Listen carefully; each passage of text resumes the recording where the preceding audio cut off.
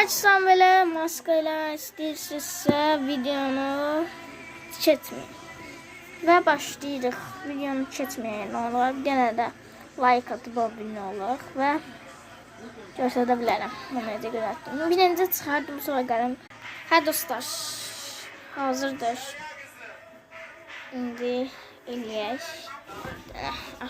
Birinci köynəyimizi çevirmək lazımdır. Məndə belə stiker köynəyi çeviririk ki, asan da olsun işimiz. Video görə eləmirəm, yəni asan da olsun. Mən onu istəyirəm. İndi başlayaq belə çevirək. Bunun yekə tərəfini başımıza salaq. Belə.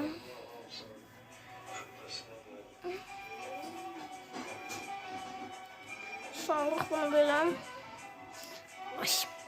Biraz sıxıyıq ki, ağzımızı bağlayanda belə şey olsun.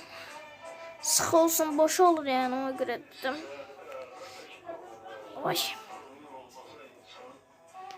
İstədiyimiz rəngdə köynəkdən deyə bilərsiniz. Bir dənə uzun qoldan da eləmək olur amma. Onda daha rahat ola bilərsiniz yəni. Bir şey var ki, arxası sallanıq qaldı. Bax, boş qaldı. Güzel değil. Boş qalmamaq üçün belə. Belə saxlaya bilərsiniz istəsəz. Onu belə saxlamaq üçün ya da köynəyin içine öyle saxlayırsınız.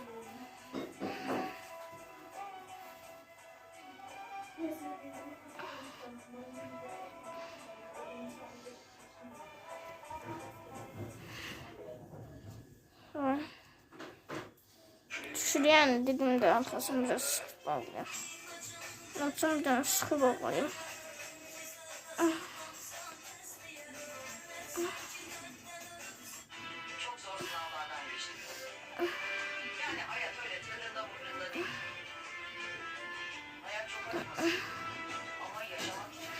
Düzelttim.